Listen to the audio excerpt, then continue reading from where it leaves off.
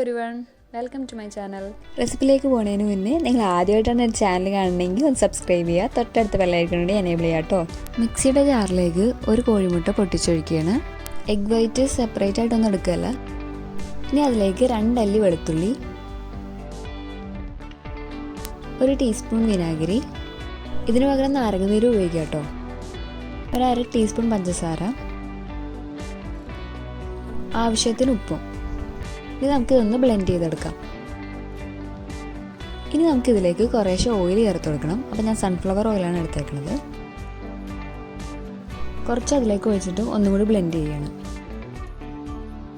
അപ്പം ഇതേപോലെ കിട്ടും. ഇനി നമുക്ക് ഇതിനകത്ത് കുറച്ചും കൂടി ഒഴിച്ചിട്ട് ഒന്നും കൂടി ബ്ലെൻഡ് ചെയ്യണം. കുറച്ചും കൂടി അതിലേക്ക് ഒഴിച്ചു കൊടുക്കുകയാണ്. നമ്മൾ സ്റ്റെപ്പ് ബൈ സ്റ്റെപ്പായിട്ടാണ് ഒഴിച്ചു കൊടുക്കുന്നത്, ഒറ്റയടിക്ക് തന്നെ ഒഴിച്ചു കൊടുക്കുകയല്ല ചെയ്യണത്.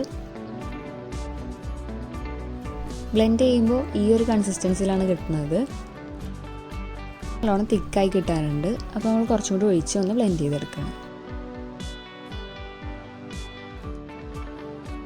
ഇപ്പോൾ ഇത് അത്യാവശ്യം നല്ലോണം തന്നെ തിക്കായിട്ടുണ്ട്. ഇനിയും കുറച്ചും കൂടി തിക്കാണെന്ന് നിങ്ങൾക്ക് തോന്നുകയാണെങ്കിൽ കുറച്ചും കൂടി ഒഴിച്ചിട്ടൊന്ന് മിക്സിയിലിട്ടൊന്ന് ബ്ലെൻഡ് ചെയ്തെടുത്താൽ മതി കേട്ടോ. ഇപ്പോൾ ഇത് കറക്റ്റ് ഭാഗമാണ്. ഇത്രയുള്ള നമ്മുടെ മയണൈസ് ഉണ്ടാക്കാനായിട്ട് വളരെ സിമ്പിളായിട്ട് ഉണ്ടാക്കാൻ പറ്റിയതല്ലേ. അപ്പോൾ എല്ലാവരും ഇങ്ങനെ ഒന്ന് ട്രൈ ചെയ്ത് നോക്കാം, എല്ലാവർക്കും ഇഷ്ടപ്പെടും.